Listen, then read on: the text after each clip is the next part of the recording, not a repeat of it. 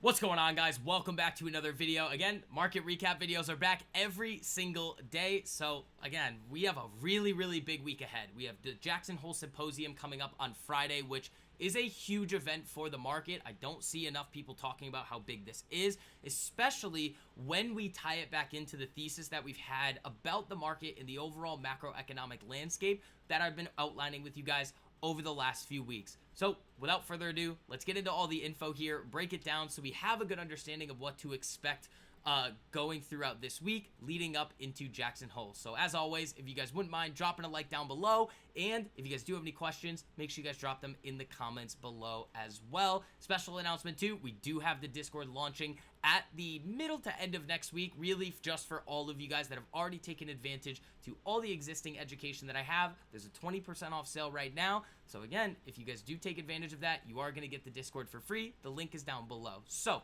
let's get into it here. The one thing that I want to make sure that everybody understands is the difference between what Powell actually says, the reality that we know to be true about the market right now, and what the actual market expectations are. Now, back in 2022, and we talked about this a little bit on the live streams that I do every single day here, that it's possible that we do see a 2022-like reaction from the market after what Powell says in his statement on Friday. We're going to go through the reasons for that. It has to do with where the market is, how it's reacted, what all of the different data points are showing.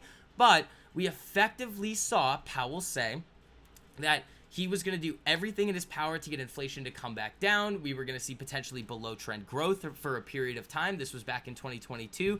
And the markets reacted very negatively from the day that this happened, selling off about 16.39% to the lows before it started moving back to the upside. So obviously, we're in a different situation now than we are then. We're not seeing inflation running really hot. We're not seeing the potential for that below trend growth that Powell has talked about. We did see GDP from Q1 to Q2 of this year so far going from about 1.4% to about 2.8% for, remember, the Fed's all year long 2024 target of about 2.1%. So we're kind of right in line there.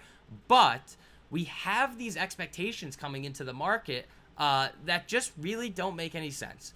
When we come over here and take a look at the statement from Evercore, Powell to communicate that the Fed is open to 50 basis point rate cuts. Now remember, we only have 3 FOMC meetings left in the year. So if we were to get, let's just say 2 of these 50 basis point rate cuts, well, that would get us to 100. And we'll take a look at the current expectations now, which are actually more in line with what I want to see. But that would put us at that 1% kind of expectation and potentially getting us all the way up to that 1.25% that was kind of what the market was broadly pricing in a couple of weeks ago. So having these expectations in the market, remember, we would see that if they are correct, we would see the dollar significantly coming down, the yen coming back up, and potentially the further unwind of the carry trade. Remember, JP Morgan's coming out and saying that the 10-year-long multi-trillion-dollar carry trade was unwound in a couple of days. And oh, by the way, you didn't see any of these large institutions taking significant losses. No hedge funds were collapsing. Yeah, everything's fine. Sweep it under the rug.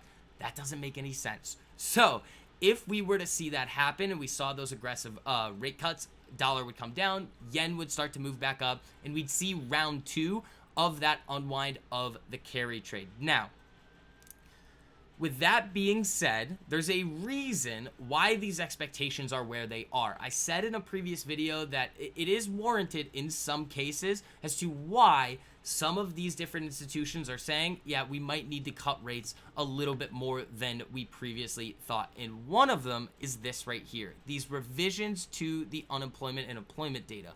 Goldman saying that the revision to non-farm payrolls could be as large as 600,000 to 1 million.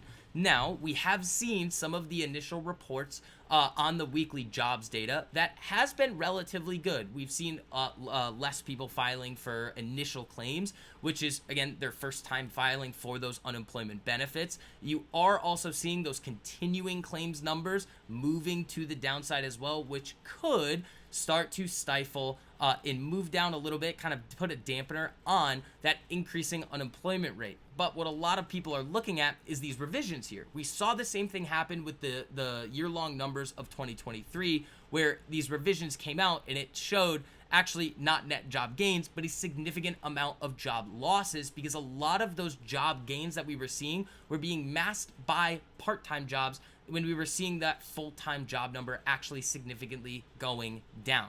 So the data doesn't necessarily, in reality, it's not really what it appears to be every single time it is getting released. And that's why some of these expectations are coming up. So we can have that conversation about being more honest with the data, but that's not really the situation that we are in. We have to understand as market participants what is actually happening and how can we make money based on it, because of where the money is going to flow next. So what I also want to talk about briefly here is these rate cut expectations. So we have seen a little bit of a balancing act. It has come back in sort of more of a reasonable direction over the last couple of weeks, which again is exactly what I wanted to see and why we were in that TBT trade a couple of weeks ago. So the one thing that I want to show you guys that is really important is that if you look at these prior expectations, we actually saw the expectations for 125 basis points of cuts being relatively high a couple of weeks ago, but they've started to back off of those expectations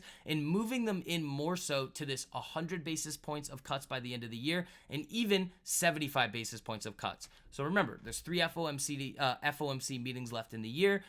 If we were to get a full point, a percentage point of cuts, we would need to have that 150 basis point rate cut and then 225s. But as these expectations, depending on what happens on Wednesday when we see this revision come out, these numbers are all going to change, and it is going to have an influence on what Powell says. If we see this revision not be as crazy, and it shows that the data that we have seen is more in line, well, then these rate cut expectations are going to be significantly pared back, and we're probably going to see them step up more so into this 75 basis points of cuts by the end of the year, which I personally think is a little bit more realistic for the market at this current time. The other thing that I want everybody to realize as well is that Powell is in a very, very interesting situation, and he has to be super careful as to what he says. We are right now, even after that pretty significant drop that we saw in that 2-week period there, we're only about, oh, this is crazy, about 1.67% away from all-time highs. And Jerome Powell and the FOMC is really not going to want to signal a significant amount of rate cuts when the market is at those highs. Now, again, it doesn't necessarily mean that the market is going to jump significantly when we get those cuts, because remember, if the dollar weakens, we see the yen strengthen versus it, we could still see the unwind of that carry trade continue, where a lot of those U.S. assets need to be sold in order to meet those margin calls that would be happening from those Japanese institutions. And then on the other side, if he is too hawkish, we could then see, and again, if he's too hawkish and we also see that revision show that the jobs numbers are really not what they appear and the unemployment rate is actually a lot higher, well, then people are going to step up their best that there is going to be a recession, and then they could end up selling anyway if Jerome Powell and the Federal Reserve do not end up coming in with a significant amount of rate cuts. So you guys can see right now how important this week is going into the end of the year. This statement that we have from Jerome Powell is going to move markets unless he can come out and thread the needle here after those job revision numbers come out on Wednesday. We probably are going to see some volatility on Friday and going into the beginning of next week. Now, I also want to kind of wrap up this video here and give you guys the most likely scenario as of right now before that jobs revision data comes out on Wednesday as to what Powell is most likely going to do on Friday. He's most likely not going to signal cuts. He's not going to signal holding. He's going to say we're going to be very data dependent, like he always says. And they're going to really make that decision closer to when the time is coming for when they actually are going to have the September meeting, which obviously is going to be in a couple of weeks here in September. That is the most likely scenario right now, and I think that's going to not necessarily cause a shock to the market, but it's going to shock people because they're expecting, now that we are getting closer to September, for Powell to start what's called telegraphing his move and giving the market a signal as to what is going to happen next, because that's what the Federal Reserve has been doing over the last 2 years. If he comes out and picks a side, we are going to see a significant amount of volatility, which obviously for us is going to be incredibly fun to see in either direction. So team, that is going to wrap up this one. Again, we're live every single day on YouTube, 9 a.m. Make sure you guys come through if you guys are free. And again, if you guys did enjoy the information and analysis I provided for you guys in this video here, make sure you guys go down, hit that like button. If you have any questions, just drop it below in the comments. But I will see you guys in the next one. Peace.